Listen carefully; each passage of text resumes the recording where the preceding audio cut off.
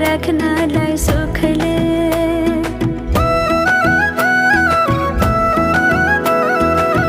कति गरौँ तिम्रोमा बयान, गर्देऊ अब बेलैमा कल्याण।